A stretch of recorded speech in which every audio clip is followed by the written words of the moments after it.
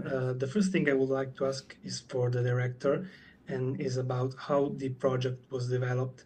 If you can tell us something about its roots, about its genesis. Sure. The movie is very much inspired by a real scam call that my grandma received, very much like the one in the movie where someone was pretending to be me and said they were in a car accident, and my family panicked. But luckily, in real life, we were able to intervene before she actually sent the money. But it got me thinking about my grandma and this moment in life where she was kind of relishing her independence for the first time, but also reckoning with aging. And it honestly, I started imagining what might have happened if she had set out to get it back and what that might look like. And that was sort of, an excuse to write something that was an ode to her strength and her determination and her grit. And then I brought the movie to a writers group, a weekly writers group that my producers Zoe Worth and Chris Kay do, and they jumped on board really early, and we decided we're going to make this thing, and then started kind of putting the pieces together. So that was the genesis. Something I found really fascinating in the movie, is the role of technology. So I'd like to talk about it, and because technology in the movie in Thelma is not demonized, but there is also some, um, for example, the gunshot in on the PC is very has something emblematic about it. So I'd like to know if you can tell me something about the role the technology. Yeah, technology in the story I think is kind of a double-edged sword. It's interesting because my grandma in real life is like, pretty relatively tech savvy. She uses her, she's on Instagram, she texts, she sends emails.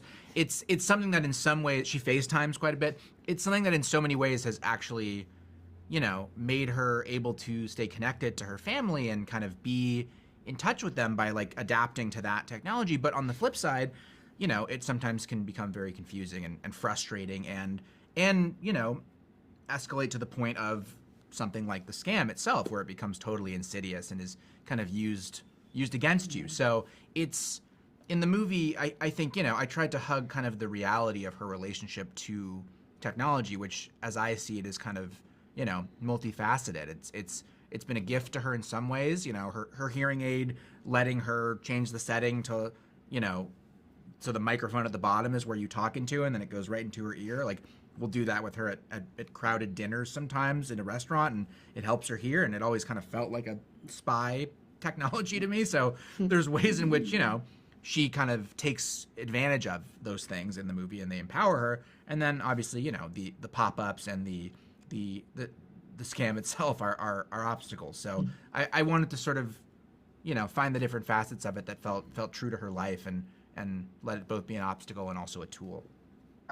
Now, a question for June Squibb. How did you get on with his leading roles? Did you find any affinity with the character, or what amused you about playing Thelma? Well, first of all, the script was wonderful, and so I wanted to do it from the time I read it.